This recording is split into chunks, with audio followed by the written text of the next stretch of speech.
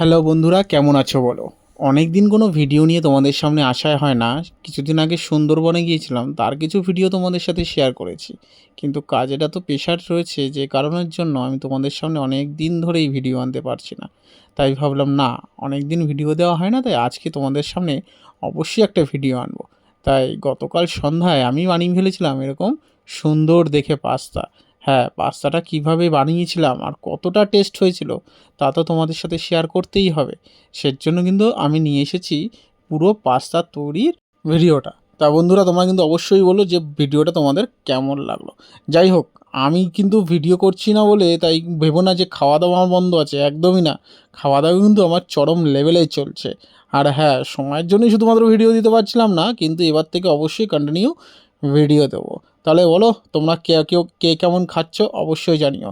যাই হোক, সন্ধ্যাবেলায় কিন্তু এরকম সুন্দর সুন্দর টেস্টি টেস্টি বানিয়ে ফেলেছিলাম আমি। পাস্তাটা সুন্দর করে সিদ্ধ করে নিলাম। তারপরে কিন্তু যা যা মশলা দেওয়ার দরকার একদম ঘরোয়া পদ্ধতিতে সিম্পলভাবে কিন্তু তৈরি করে ফেলেছি এরকম সুন্দর সুন্দর টেস্টি পাস্তা।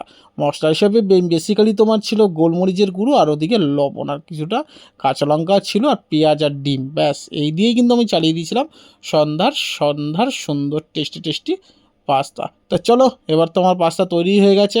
আর হ্যাঁ, খাওয়ার আগে অবশ্যই তোমরা কিন্তু চ্যানেলটাকে একটু সাবস্ক্রাইব করে দিও। যারা ফেসবুকে দেখছো তারা কিন্তু অবশ্যই ফলো করতে ভুলো না।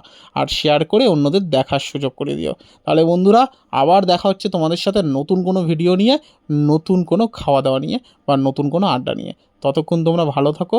আর হ্যাঁ, আমার এই পাস্তা ভিডিওটা কেমন লাগলো অবশ্যই কিন্তু কমেন্ট করে জানাতে ভুলে যেও না। তাহলে দেখা হচ্ছে বন্ধুরা তোমাদের সাথে নেক্সট ভিডিওতে।